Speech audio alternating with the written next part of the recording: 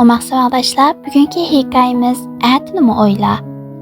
Əti yazılan patqaq günlərinin birində bir dehqan öküz qoşqan harvisini haydab shaharga kiribdi. Dehqan bir tar ko'chaga kelganda oldiga bir savdogar uchrabdi. Bu savdogar dehqonni qo'ldirlatib bir muncha savol so'rabdi. Dehqan savdogarning savoliga bir javob beribdi.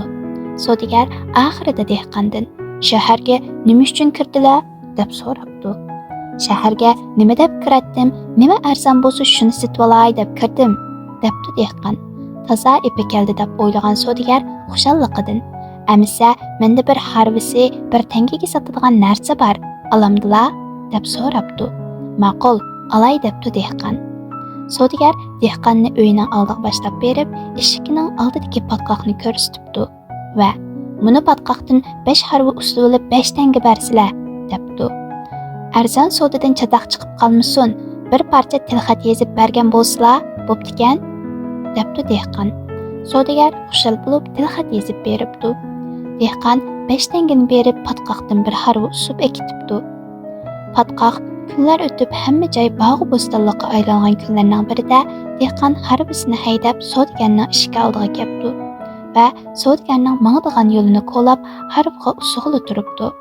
Bu vaqtda savdogar uydan yugurib chiqib, "Hey kalvasarang, nimishqa uyimning oldidan to'pi usib tuz yerni o'ng'il-do'ng'il qilib qo'ysan?" deb vaqirabdi. Dehqon miyiqida kulib qo'yib, "Ati yazda patqoqni sahraga olib chiqib ketolmagan edim. Endi uning to'pisini ilib chiqib ketaman" debdi. "Hu kazzob, chopsan yo'lingga mang, bo'lmasa ko'rgulikingni ko'rsan" debdi savdogar achchiqidan qo'lini shiltib.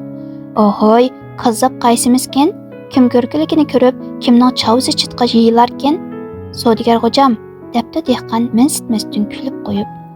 Savdogar xalq olam oldida nomusga qilishdan qo'rqib, dehqonning 5 tangasini berib haydab o'tmoqchi bo'pti. Ammo dehqon unimabdi. 10 tanga beray debdi, 20 tanga beray debdi. Dehqon yanada unimabdi.